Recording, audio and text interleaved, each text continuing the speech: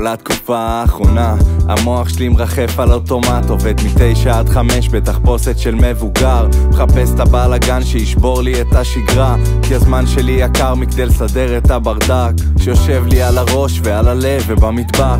עוד כוס קפה שחור שיעביר לי את הרעב, כי אף פעם אין לי שקל בארנק, אבל זה אף פעם לא שינה לי את הגישה, למרות שים של אנשים תקעו לי סכין בגב, למרות שכל החברים לא נמצאים איתי עכשיו. היי, לא תמיד שיחק לי המזל, אבל הצלחתי לסובב את הגלגל. תמיד מוקף באנשים כי שנאתי להיות לבד, אבל היום אני מבין שהלבד שלי ברכה, כי מי שלא רוצה לבוא שלא יבוא, הוא לא מוזמן. מי שתפס עליי טרמפ הכל טוב באהבה, והם כולם מסובבים אותי כמו קרוסלה, לוקשים, שמוקים, לא תתפוס אותי, לא, לא, לא תתפוס אותי, לא, לא. והם כולם מסובבים אותי כמו קרוסלה, לוקשים, שמוקים, לא תתפוס אותי, לא, לא, לא תתפוס אותי, לא, לא.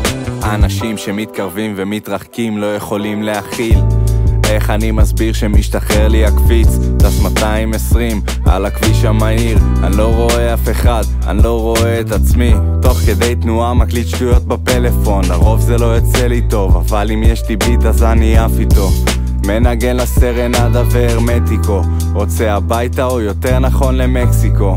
אני מחליק על הצעד אבל עושה מאמץ לא לאבד אחיזה, אני נותן עבודה והם שותים לי את הדם, יום אחד אני בטופ ויום אחרי נעלם. יש לי טון התוכניות על אולפנים ועל במה, ויש לי טון התוכניות על ילדים ומשפחה, בינתיים אני רק אחד ויש המון בפתח, אבל כולם סובבים אותי כמו קרוסלה, והם כולם מסובבים אותי כמו קרוסלה, לוקשים, שמוקים, לא תתפוס אותי, לא, לא, לא תתפוס אותי, לא, לא. והם כולם מסובבים אותי כמו קרוסלה, לוקשים, שמוקים, לא תתפוס אותי, לא, לא, לא תתפוס אותי, לא, לא.